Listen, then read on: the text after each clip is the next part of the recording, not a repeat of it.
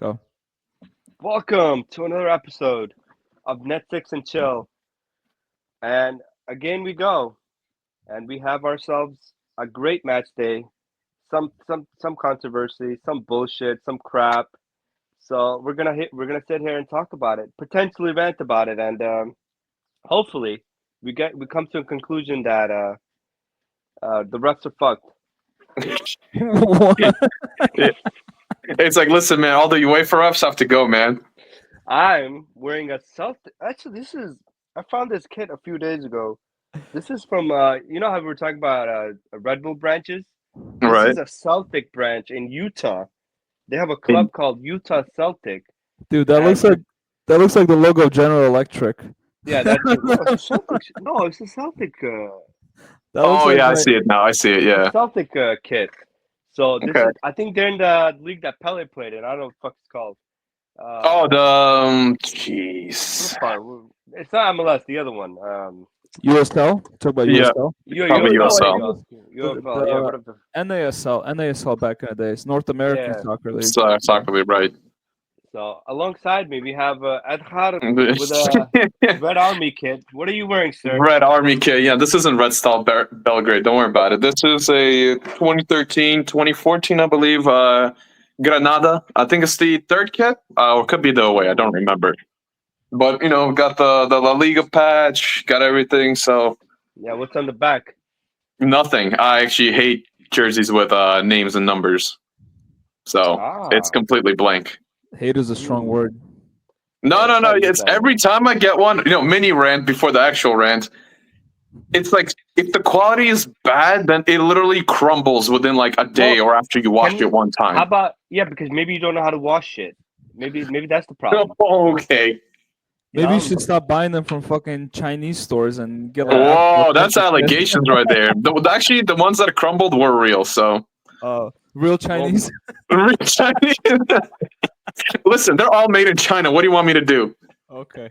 Make How do them you some anyways, which one is authentic? Which one's not authentic? anyways, and on the other side of the panel we have Alexander. What's What are up? you wearing, sir? I got my I'm all about going green. This is a sustainable shirt for Real Betis from a couple seasons ago. It's made from sustainable materials. All this Is that stuff. why No it's patches, not. it's so sustainable? I can see your titties hanging out. Yeah, my titties are pretty sustainable too. Don't worry about it. I mean, listen, Alex. As long as you don't take off that jersey, we're all good here. Oh, you don't want that kind of show? No, no, no. That's save it for the Nah, other one. save for Yeah, our premium subscription.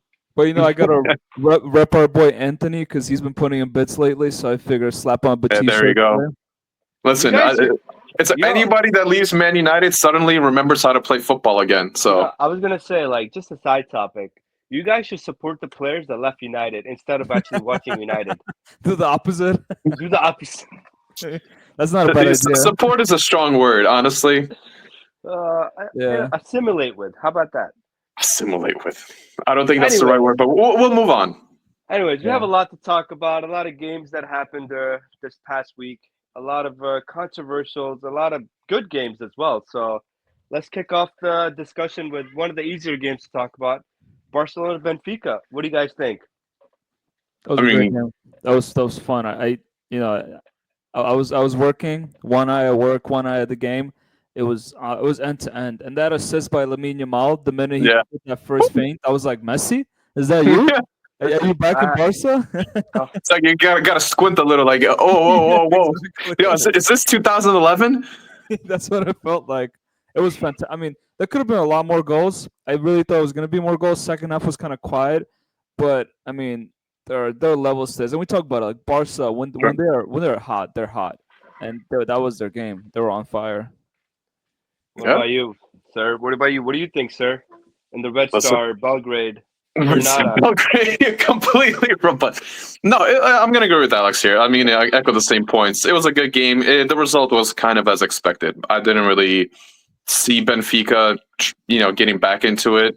Barcelona playing at home, and with that being down to 10 men. So, I mean, Uh, honestly, for the first half, they scored all three, right?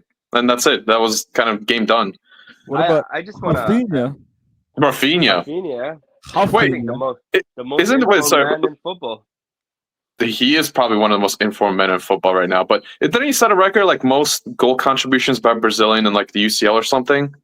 I don't know, but I Uh, was gonna ask you guys, Ballon d'Or for Rafinha if they win something well, this year. I was If they gonna win La Liga and if they win Champions League, Yeah. and contender, Copa del very Rey, strong also contender. Copa del Rey.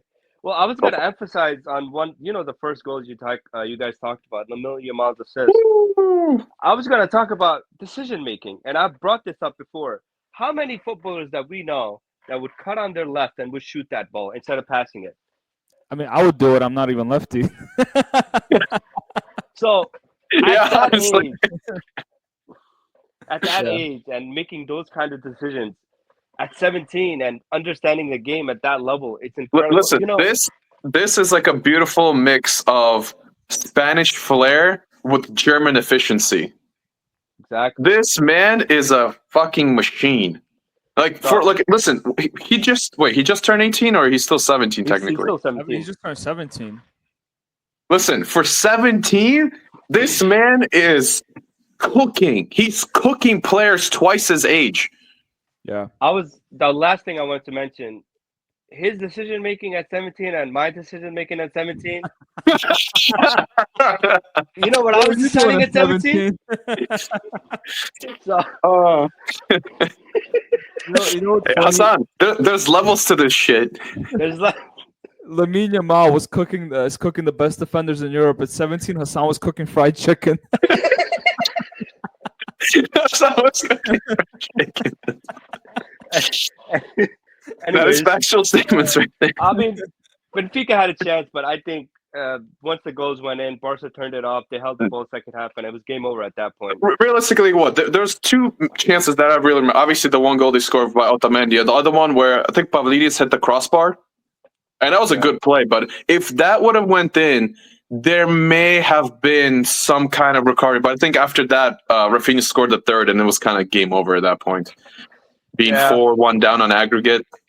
I think what I want to emphasize for that too is, and let's just talk about the game. And honestly, what's impressive about Barca is, we're casual players. We play for fun.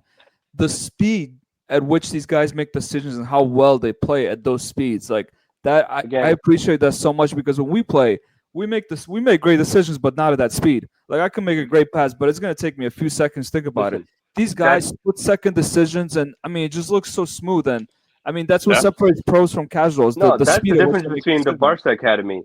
Those Yeah. decisions, you can't teach those. You have to enhance those decisions that's already there. You have to bring it out the player. You can't tell the player at that time you got to do this. It's like, listen, never I teach think a good academy can make an average player good, but a great player like world class. Yeah. And that's the thing. Let's move on to the massacre of Bayern Leverkusen's Plan A. Plan A got destroyed by no plan at all. I mean, listen, What do you to be fair, Bayern, again, I don't see any pattern of play, but they are, well, at least in this game, these two legs, they're playing well. They played well. I think they put Bayern Leverkusen to the sword. Losing Wirtz was definitely a big blow. And honestly, without him kind of at least trying to thread the ball, that's it. I didn't see really any attacking threat. It's kind of a very big fall from grace from last season where Wirtz and Boniface cooking everybody, Grimaldo cooking people, Frimpong, even Xhaka running things down the middle. But now it just seems, honestly, it's not the same. I'm not going to lie. I expected more from Bayern Leverkusen. I expected much more. This was, I think, one of the most kind of disappointing. Well, besides the other one we could just mention in passing. But this is probably one of the most disappointing ties. This was a shutout. Yeah. They didn't offer anything. Like over 2 legs, I did not see anything from Leverkusen that told me that this team wants to go on in the Champions League and compete. It was really disappointing because up until then, every game they play against Bayern, they were the better team, arguably, in the past 2 years. And then that first game was a shocker because Leverkusen did nothing. And I agree most. Let's be honest. Yeah. You look at that game, like they start with the early Harry Kane goal, and then that second own goal. I mean, it wasn't an own goal; it was the goalkeeper mistake. I remember in the beginning of the second half, and then they had a red card and just went downhill. But Leverkusen offered nothing. And then second game, when you have to rally and go chase the game, again they had a few chances, but like to say that they were like really desperate to get back in the game. Thinking about like some of the greatest teams that as much as I don't like them, like Liverpool, when they come back trailing in the second leg at home, they go after it. They go rail you. What did Leverkusen do? Nothing. Well, Yeah. It's what, I and think you think they have the capability to hold possession. They have the ability, and they have done before, just said in the last 2 years, in Yeah. most games, put Bayern to the sword. There were, of course, a few that were more even. Even Bayern had better stints, but still, they have the capability, and they just showed nothing. That they played more like a Bochum than they play as a Bayern Leverkusen. So it's I think it's just a downhill season for them, and they're just going through the sword, and they're not going to win anything this year. It's really sad, and also Verts just got an ACL injury, so he's out for the rest of the year. So now, Well, good, he can rest up and come strong next year. that's actually his second major injury in the last 3 years, and this is not looking good because historically speaking, listen, is he going through what Pedri went through a few years ago? Well, maybe 2 years ago, where he's just playing a lot of games and he doesn't have the body for it. Dude, Pedri played 60 games in a year. That was just overexhaustion of your muscles. Florian Wirtz, his first injury was, I forgot, maybe 2 seasons ago, and he was out for the rest of the season. He came back, then of course had that spectacular run last year. But it seems like he's starting to get a little bit prone to these big injuries, and we all know that if you get injured a lot as a young player, it's very likely that's not going to get any better. Yeah, I mean, I recently watched a documentary on Il Fenomeno and talk about his knee injuries early on in his career kind of killed him. I don't know if the same's gonna happen to Verts because he's not as prone to gaining weight as Ronaldo did, but still. El Fenomeno needed fucking Weight Watchers. Maybe he would have been better. Yeah, someone needed to make Ozempic 20 years earlier. Also, Il Fenomeno's on that Rooney diet, so that doesn't help anybody either. It seems like back in those days, everyone was on the Rooney diet. That's true. Good old times. Anyways, let's segue through some games that we already knew, some ties that we already knew they were over in the first leg. PSV Arsenal. Listen, PSV put up a fight in the second game, but let's be honest, it was already over. Yeah, listen, there's no way. I mean, even when I remember, I think they scored. It was Arsenal scored first by the Zinchenko goal, then Perisic scored to make it 1-1, and then you could kind of see when PSV's okay, let's try to rally. I'm come on, man, you're down 6 goals on aggregate. Realistically, it's not gonna happen. Arsenal's fielding 4 left backs. Yeah, and we'll see how that goes against the bigger team. To be fair, PSV put up more of a fight than Leverkusen did, and they had a bigger gap between them. If there's any consolation, they got a draw out of that game. Yeah, I mean, listen, it's not even. Okay, aside from, let's say, the aggregate score, the other thing that maybe we don't always mention is you still have traveling away fans. You still have people that came to see you, that came to watch you play. And yeah, listen, those PSV fans knew that they're not going through. But they still showed up, and you better put on a show for your fans. And they did. In a way, they did. They played better. They didn't play bad. Yeah. It's just the first game they got fucked over so much they couldn't recover. And that's just the reality of it. We can move on to another game. Inter Feyenoord. What do you guys think about that? Inter Feyenoord. I mean, I think Inter should have scored a couple more goals, to be fair. I mean, there was that one. I mean, Thuram scored in the first half, but then he had that one chance, I think, in the second half where he cooked 3 defenders. And then, that kind of decision making, just why are you blasting it into space, man? Just literally slot it into the bottom right. It's the goal's open. The goalkeeper's literally on the other side. You don't need to smash it. Again, at good levels. That's why he's at this level. The players are at this level. But let's be honest. Throughout both games, Inter were comfortable. They didn't. I don't think there's any question. Yeah, they didn't need to try hard. It was. They were on cruise control. They were in third, not even fourth gear. I want to say kind of coasting. They were going 75s on the I-80 while getting their dick sucked by Latina.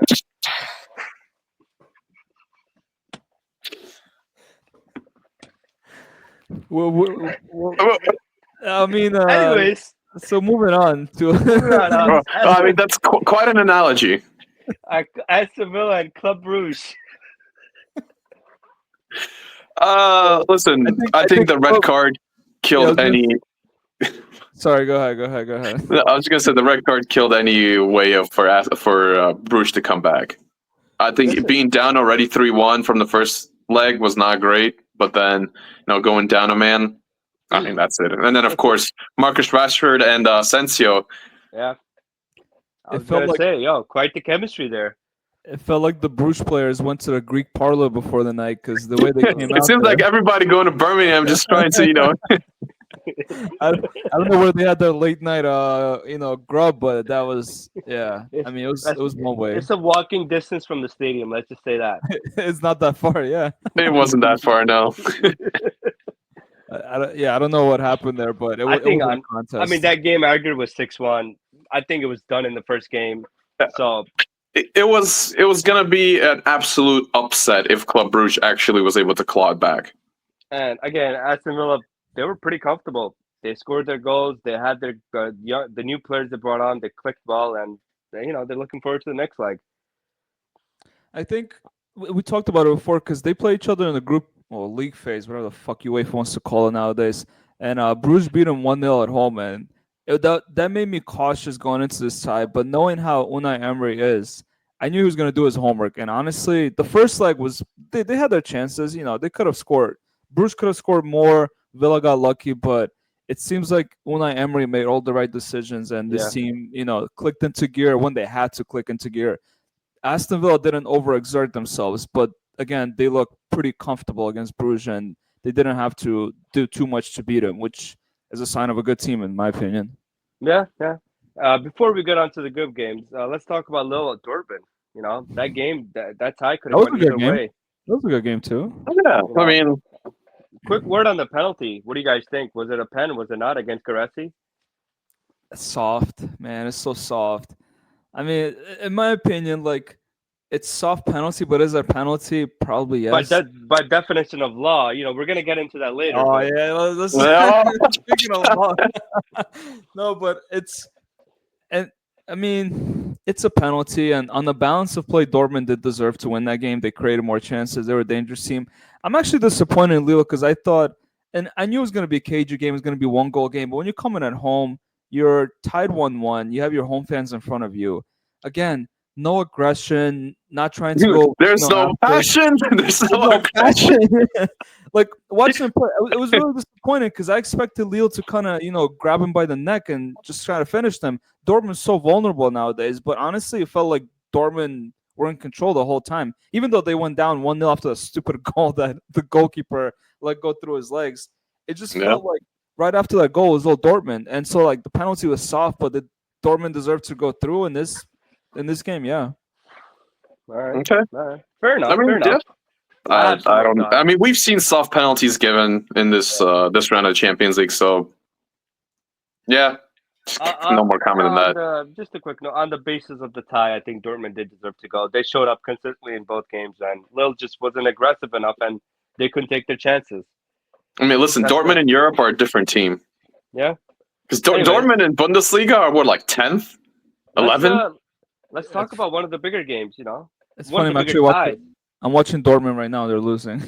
Oh, there you go. That explains everything. Consistency. Consistency. Yeah. Consistently inconsistent. Exactly.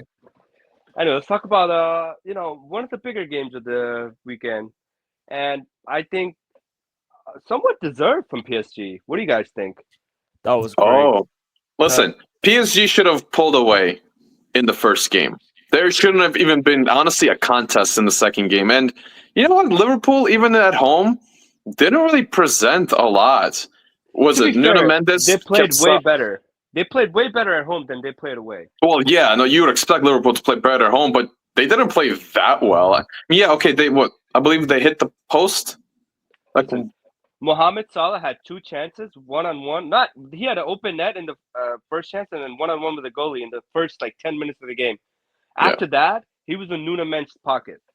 Mohamed So- Salah was a fucking belly dancer the entire game. I didn't see anything from him. From a Liverpool perspective, if you want anybody to shoot that ball or where that chance goes, it has to be him, right? And he had two of those. He couldn't put it away, and I Listen, think that's a big difference. It is. He usually as somebody who kind of carried Liverpool through a lot of games, he definitely did not show up over these two legs. The other person I really want to shout out though is obviously the PSG front three is spectacular, but Yeah. but I think the most maybe underrated man is PSG team, Vitinha. Vitinha, This not Vitinha. man is. Get his name right. Come on, Yeah, fam. How tall do you all live? right, Hassan. Yeah, I'm sorry. We Don't have you know Portuguese? the local expert on languages. No. Don't you know Portuguese from your Yeah, but you understand, Portuguese from Portugal is different than Brazilian Yeah, but I Portuguese. don't think they call him Vitinha. It's Vitinha. No, I think it will be Vitinha. Yo, you Why want don't to you go back confirm? to the game and talk about the game? Anyways, not the point. Like Hassan, we're talking about like levels. It's the Yeah. decision making. It's the calmness on the ball. It's being able to see passes, not panic when you have the ball and players are rushing towards you. He I've seen this reminds man me. wriggle Yeah. out of like a press every time. He reminds me of Sergio Busquets in 2011. I was Middle actually of the gonna. park. I was gonna compare. I'm not gonna say Sergio, but No, there's but like the position elements. he plays in the middle. He plays in the middle, and that's where he's not on the side. He's in the Yeah. middle, and he gets the ball in the middle, and that's what Busquets kind of does. Obviously, he's more offensive and more mobile than Busquets, but they play similar roles. In terms of the ball progression and retention, yeah. And honestly, I think he was the anchor that team needed to really kind of hold the ball in the midfield. And honestly, again, Barcola, Kvaratskhelia, and Dembele. Listen, I really think they deserve more goals than one. Yeah, I'm Okay, gonna I be. was No, sorry. Yeah. I'm gonna say I'm gonna be pretty objective here. Liverpool in the second game created a lot more chances. They could have course. had more goals, as they should have at home. But what surprised me the most about this PSG team is that for a young team, they show a lot of character. This team did not fall apart. They did not. They could have easily collapsed. They could have easily conceded goals and got frustrated and tried to do stupid shit. They were composed. They were on the ball. When it got to extra time, I didn't see Liverpool at all. It was all PSG. Like That's true. the extra 30 minutes, it was all. And you talk about Vitinha. Vitinha was pretty much holding the ball the entire time. and This, yeah, and they could have, on the balance of both legs, like PSG were the better team. Liverpool did put up they put up a shot, but kind of how we talk about, you shut down Salah, that's half their team, and it seems like Yeah. without Salah, they don't know what to do. They don't know how to score. They don't have any guys who will dominate, and then they don't have anybody else that can score. Yeah, towards the end, he took off their two midfielders, Szoboszlai and McAllister. What are you trying to play, bro? Like, what kind of? What was what are like you a doing? 4-1-5? Yeah, I'm like, you think you're gonna win again without your midfield? Like, I'm confused about this guy. Speaking of That the guy's midfield, lost. like I was actually surprised of how little hold that the Liverpool midfield had. Well, I agree. It's 3-2 because Szoboszlai is not really a midfielder. He's really a guy that floats around. He doesn't Yeah, that's track true. back. In the midfield, it's 3 But then, against 2. but hold on. But even then, look at the PSG midfield. You had Vitinha, you had João Neves, and then the Ruben third Neves. one was it Fabian Ruiz? Fabian Ruiz, the Spanish guy. I Yeah, was gonna say that João Neves. You want to talk about underrated? Look at him. He put in yeah, a dude. fucking shift. The work effort. Like Yeah, he's again, on the running side. up and down. He's on the side with Salah. It's him and Nuno Mendes. Barco. Yeah, Nuno Mendes. Listen, they put in a shift. Yeah. Yeah. So I was gonna say the game really came down to the midfield, and Vitinha and Ruben Neves and Fabian Ruiz from PSG controlled that game. Obviously, they got the early goal, and Yeah. Salah missed their chances. And after that, it was Liverpool didn't really create much, and then the game kind of shut down, and then segued into the pens. And it's another topic. I wanted to ask: should Darwin Núñez be taking a fucking pen? Before we get Listen. to pens, I do want to give a shout out to Desiree Doué. We haven't mentioned him. He had so many good chances too. He could have put Coming the off the game bench. away. Coming I off was the gonna bench, say, yeah. Honestly, this kid is special. I think he's electric. PSG has to hold on to him. I hope they don't let him go because this kid is, like we talked about Barclay before, but Doué deserves a lot of credit. No, Listen, he's a lot more like Barco is like speed, but this guy he has flair. He's kind of like again. I saw this and it's like it actually does. It reminds me a little bit of like Neymar, like kind of slim, got not too tall, got this ball control, good with both feet. Obviously not Neymar, but hey, like he does deserve a shot. And then there's that one chance he had where he like. It was a very weird shot. He kind of shifted it to his left and then curled it and just missed the post. Yep, that's I exactly. think I remember what you're talking about. Yeah, But I'm telling you, like, if that would have slotted in. Yeah, going back to like what you said on penalties, I just wanted to mention the shithousery from Dembele where he looked like he was gonna take it on the left and then slot it on his right. Like I love that. I fucking love that. Yeah, I mean, he's two-footed. He is two-footed. Yeah. That is. Even I mean, though, listen, that takes balls to like take it on your like weaker foot. He's like, "Are you left foot or right foot?" He's like, "Yes." yeah. It's true. But again, Liverpool Darwin had two Nunez. pen Where do we takers. start? Listen, Liverpool two. They had two. Curtis Jones has never taken a professional pen. I don't Yeah. think he should have been taking one.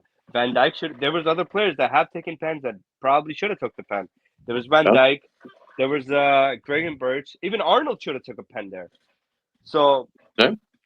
I don't know what was the. I don't know who makes that order. I don't know if it's the players or the coach. I think that has to be revisited. Again, Darwin Nunez, we have to give up at this point. That you have to cut your losses and get rid of him. I'm sorry. You can't tell me you're a striker in Europe and you can't put away a pen. Please, please. I think for as much good talk as there has been about this new Liverpool coach Arne Slot, in big games he hasn't made good decisions. And this, I mean, like cup games, Champions League games. I think talk about the midfield decision, taking off his midfield, the substitutions, who I, takes penalties. I don't think he's make. I don't think this guy makes good decisions in pressure moments. On the course of I'm the actually season, gonna. Just, I think this is the first time he got it wrong. did he get it right in This Paris? this is this is my Did he honest get it right opinion. I in think Paris? Did he get it right in Paris?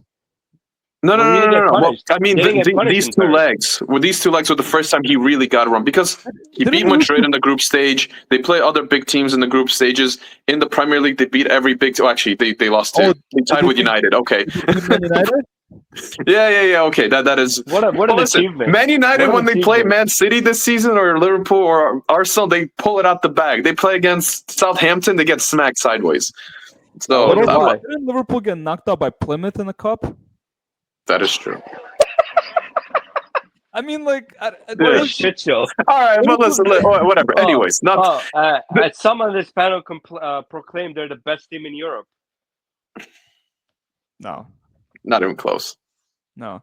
Anyway, I mean, yeah, I again, mean, I don't yeah. want to take anything away from PSG. They fucking played their game and they didn't shy away from Listen, the moment. Let's not take PSG. away from them. No, not at all. I think PSG deserved it. PSG over the two legs, they deserved it. They should have buried Liverpool the first game. Liverpool should not even had a chance to come back from the first game. So you know what? I think this is a just result. I wanna unload. Let's talk about Madrid. I wanna unload. Yeah, let's talk. I was gonna say, let's go on to that. Let's go on to the main event. The main warmed event. up. Atletico Real. Let's All right, okay, Alex, guys. you wanna go first? Unload. Fuck me, man. Where do we start? Whoa.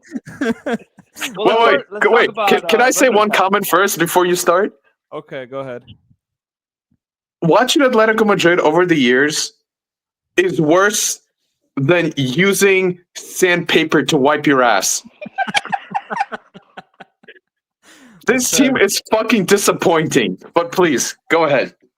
No, Carry on. that's why I wanted to start with Atletico. Like, where do we start? You go up 1-0 in the first Sandpaper. 30 seconds, right? And this is kind of what I talk about other teams. You go up 1-0. All right, boys, we're up. Like, adrenaline's rushing. The stadium's behind you. Keep going. Why the fuck do you stop? Why do you put in 20 guys behind the ball? What is this? How many fucking times are you going to do this? You go up 1-0. All right, boys, we're parking it now. Why? What the fuck is the point of that?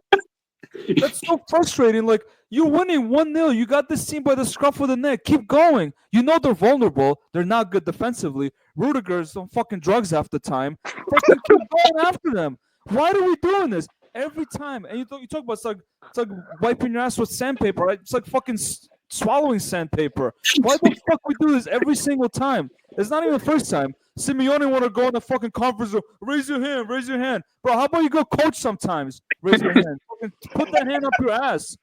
Fucking never coaching for shit. But yeah, the penalty decision was bad. The fucking ref was the fucking Madrid 12 player. I get that. You could have finished the game before then.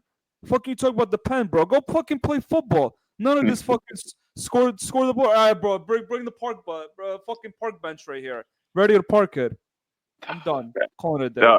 Well, All right. Next man to rant. no, absolutely. So look, this actually goes back more, and we remember we watched those two finals together against Real Madrid. Was it 2014? 2013, 2016, 2015, 2016? Whatever. Is it 14, 16? Yeah, whatever. When they won 3 in a row, they beat Exact- Atletico twice. So look at this. we watching them was absolutely terrible, but we wanted them to win. It's like, just for the sake of football, win against Madrid. And 2 times we put our faith in this shitty team and they let us down. Now all this time passes, and this season, finally it looks like Simeone understands not to play this dog shit anti-football. And everybody's starting to be like, oh, look at that. Athletic Madrid and Griezmann and Julian Alvarez and all these players are starting to score and soar a lot. And look at them. They're actually playing football. Just for them to play the most mediocre Real Madrid team in the last decade and still shit the damn bed. Like, you score 30 seconds in, keep pressing, just fucking score another one or two. Real Madrid's not that good. Like, I don't understand. It's not even that. It seems like whenever Atletico plays Madrid, it's not that Madrid, any time that Madrid loses, it's not that Atletico beats Madrid, it's that Madrid lets them, Madrid loses. It's not even, they let Atletico win. So you could go back to La Liga when Atletico won. Atletico can win these unimportant games. When it comes down to it, Simeone does the same shit over and over again. Why are you parking the bus? Why? What are you trying to do? You finally got it back level. And then again, decision making. They played well. They played through the middle. They played good passes, and then suddenly all you have is like that Correa chance. Why are you trying to fucking shoot reverse? Just pass the ball, like cut it back. Ridiculous. I think with Simeone, it's like old habits die hard. No matter how much you talk about him. Honestly, you know what? I don't understand why Atletico Madrid just keep having him as a coach. You're not gonna win shit with him. Wow, you won one La Liga because Luis Suarez came to your team. They did win a few trophies, and what was it? They won one La Liga. Sorry, 2 La Ligas in the last 15 years. I mean, considering the fact that most of the time Barca Madrid wins, Real wins. So it's something. You're the highest paid coach, the highest paid coach in world football, and what are you winning? 2 La Ligas. Bro, if I was getting paid 45 mil a year, my team would be fucking eating grass on the field for 45 mil a year. That's insane. And we're not talking about the grass on the pitch. I don't know what they're eating. I don't know what kind of field you're talking about. Anyways, to be fair, let's talk about this penalty decision. I feel like again, to be honest, you guys. Wait, during the game? You mean? Well, again, Vinny missed a chance. Well, it's the same thing, and even then, exactly, they had Mbappe cooked. What is it, Langley, and they should have scored. Real Madrid should have still comfortably knocked out Atletico. It shouldn't have even went to pens. Bro, I saw a clip of some guy parlaying like $5,000 on a Vinny score anytime. So he got a pen, and when he took the pen, the guy missed. The guy fucking threw the phone at the wall. Yeah, don't gamble, kids. Gambling is bad. Gambling is bad. Atletico had more than enough time, chances, players, everything on their side. But again, the minute they play Real, everything goes down the fucking toilet sink. And here we are again talking about Real winning another leg over Atletico. It's like, I know we can talk here about pens and that double touch decision. I don't care. I really don't even care that Real Madrid beat Atletico on pens. It's not even about that. I know a lot of media outlets out there trying to make it about that. Okay, even if that happened, Oblak saved the next pen. Llorente missed again. Yeah, no, honestly, again, it should not have even went to pens. Real Madrid, unfortunately, listen, if Atletico played like they should have played, they would have beat Madrid. They would have went through in the first 90, job done. They decided to, remember that it's 2016 and park the fucking bus for no reason. Whatever. Also, they don't have the personnel to park the bus anymore. Let's be honest. They don't. DePaul got injured. Somebody else in the midfield got injured too. And they had to make a lot of good subs into the game, and they were just there. There were players that got into the game late, and they were out of rhythm or didn't know what the fuck was going on half the time. I was really disappointed in Griezmann. I felt like he had nothing. He offered nothing. Griezmann in general. I don't know why yes, he's a good player. He's a great player on the ball. He can create, but he's not the guy that's going to take out 4 guys and score you a goal. That's not his play style. Yeah. And honestly, I don't want to. Again, we could talk about pens here. We could talk about. Yeah, he does. Uh, Griezmann does not have the help. Julian Alvarez, okay, he just make runs. He passes the ball out. So, you know who Julian Alvarez reminded me of? Mason Greenwood. You get the ball, you shoot. That's all he did. He got the ball around the box, he shot it without even thinking about where the ball is gonna go. Was it on target? Sure, but Courtois is gonna save that in his sleep. I mean, like I said, any salty Atletico Madrid fans, you could blame your coach, you could blame your team for again Listen, wanting to defend instead of taking I over got this. You I got know, nothing. I got nothing against Real. As much as I disliked them over the past, I got nothing against them. They had I a have chance with Vinny, they missed, and I have a Atletico lot still against couldn't win. Real, but even then, I have No, in this no particular sympathy, tie. No, in this particular for tie, Madrid, exactly. for And Atletico. yeah, exactly. Like So people can cry. Like again, people on the internet can cry. Oh, double touch this. Oh, the fuck rules. that. Yeah, It who doesn't cares? Who cares? matter. Yeah, You had 90 minutes plus 30 minutes of extra time. Stop it. yeah. Honestly, they Stop it. should. Again, first game, I get it. They played at the Bernabeu. Wasn't really okay. Whatever. 2-1 maybe wasn't the fairest score line, but okay, more than enough. You literally 30 seconds in, you already equalized. You have literally 89 and a half minutes plus stoppage time, and to actually do something. And you had Anyways, chances, and you still did nothing. You let Madrid breathe. You let them actually, play the yeah. ball and move it around. Why? You got Luka Modric playing a second 90 in a row. You think he has the legs to keep up? No. What was it? But Chumani is not that good. Camavinga's not that good. Anyways, They have literally offered nothing. They offered nothing, and and that's still, and that's how Madrid won three in a row back in the day. Anyway, let's move at on least listen. to our final thoughts. Final thoughts before we get carried away and Nah, lose our yeah. thought. Let's hear our final thoughts. Alex, you've been quiet for a while. What have you been thinking? Thinking how shitty this fucking Madrid team is, honestly. But Well, it's sad because like every time we go through the same fucking thing, it's like it's a you roller said, coaster of we're like, emotions. oh, Atleti has a good team. They might have a chance. They play a little different. Then shit comes to shit hits the wall. Simeone parks three trains back there again, and we have the same exact discussion. They find Yeah, one controversial moment in the game. They fucking blame the whole fucking world for that moment. It's like, oh, had the referee not called a double touch or like it's like double touch or not, like you had so many chances to kill him off before just to fucking rest your entire game on some controversial penalty. And it was controversial. Let's be honest. The ref was a piece of shit. I want that ref to fucking go coach in fucking Australia or something. Fuck right off. I don't want to see that ref ever fuck again. off to the boozer. But like to say that to blame that ref for you losing that game, like I think is I don't think it's beyond fair. is I don't beyond think it's fair. ignorant. Like you're ignoring the things like we talk about. There's so many things that went wrong for Atletico because of their own decision making, not because of the ref, not because of Real Madrid being Real Madrid, not because Florentino Perez was smoking cigars in an executive lounge. It was none of that. You made your own decisions, you made your own bed. So yeah, if it comes out to a controversial penalty, it's because you let it get to that. You could have Yeah. not let it get to that, and then it wouldn't have been some stupid fucking double touch that came from freaking Mars or whatever the fuck people want to talk about. Raising hands in a conference room, Simeone acting like he got big cojones, sitting Yeah. there fucking pressuring fucking journalists to raise hands and fucking Yeah. against them. Like, yeah, they're gonna do that, bro. Yeah, they're gonna fucking All go right. against Well, it, man.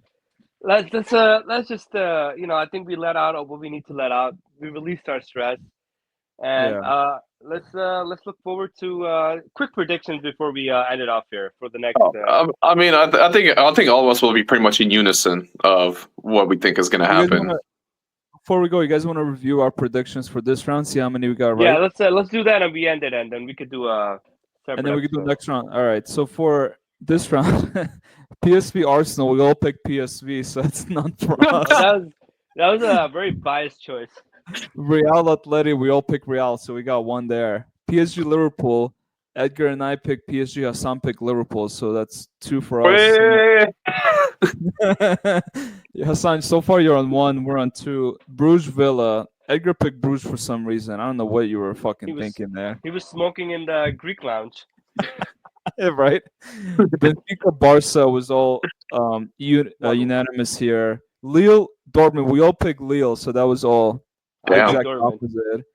Leverkusen Bayern, Edgar and I picked Leverkusen, Hassan picked Bayern, so Hassan recovered one there. And then Inter final was obvious one too.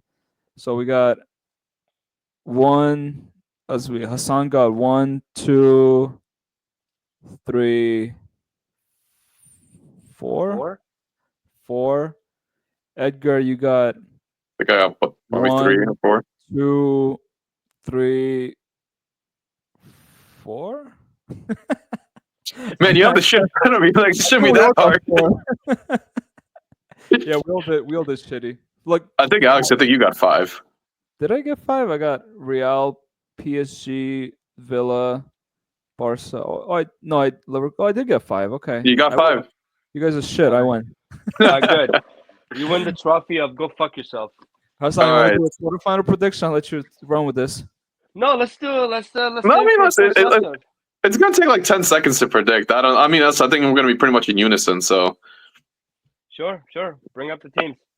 I mean, what we got? Was it Barca? Huh? Oh, Arsenal, Real Arsenal's a big Madrid. one. Our Arsenal Madrid. I know who I won. I mean, honestly, that's pretty listen, good, man. I expect Real Madrid to tumble through again.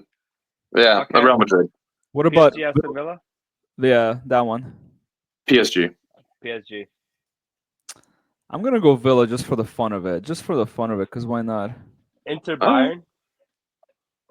Oh, I'm gonna go Inter. I think Inter is actually gonna be the first solidly Okay, defensive I team. don't need your stats. Fuck up. 10, just pick a team. We don't have Inter. time. Alex. Wait, sorry. Which one was that? The Inter one? Inter Bayern. Inter Bayern. You guys pick Inter? I pick I picked Inter. Inter, yeah. I'll pick Bayern just for the fun of it. Barca Dortmund. I'll pick Dortmund. No, I'm kidding. I got Barca. I mean, it's hard to bet against Barcelona. Yeah, I think I'm gonna have to go with Barca on this one. I don't see Dortmund pulling that one off. All right. There we go. Wait, so which one of you guys picked Dortmund with me? I mean, which one picked Barca? Well, Edgar, you picked Dortmund. No, I was kidding, dude. I'm picking Barca, man. Come on, dude. There's honestly, it's hard to bet against Barcelona in this competition. All right, so the only ones we differ on are the two middle ones where you guys picked PSG and Inter, and I picked Bayern and Villa. Okay, Yeah. cool.